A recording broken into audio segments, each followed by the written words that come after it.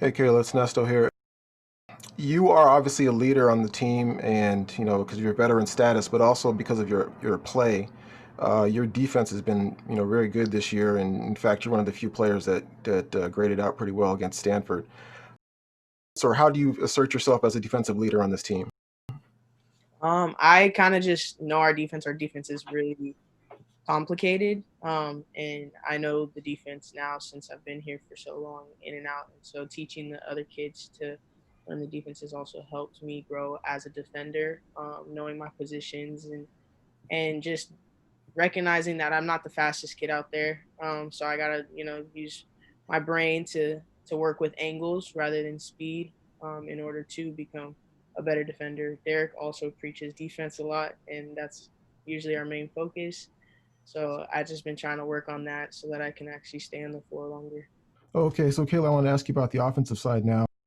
In being a leader, I know that you're not like putting up huge numbers. I think your season high is 11 against California, and I think that's also your high for attempts, which is 11 against California. But I see what looks like leadership on the offense, even though Tameiya obviously needs the ball to be effective. Can you maybe describe the balance that you have to have with playing with Tameiya and knowing that having the ball is actually good for the team? Yeah, I think that Tamia is great going downhill. So I know that when she's on the court with me, I play more off ball. And I'm more in a just be ready to shoot, be ready to receive because she will be finding open shooters and stuff. But when Tamia is not in the game, I'm more of our primary ball handler. And in instances like that is where my mindset to create for teammates comes out. So I'm more of a disher and a pass first guard when I'm at the point guard position.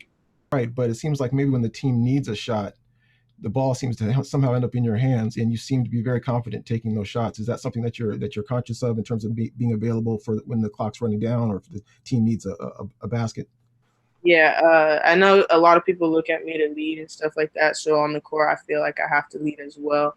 And in instances like that, I know I have to be the one to shoot that shot. If I pass it up, it could be a turnover, it could be a bad shot. We might not be able to get a shot up. So I have to be aggressive this year. In practices and stuff like that, I'm scoring the ball really well. So I think that just translating that over to the game is what's going to be beneficial, and that's where my confidence comes from.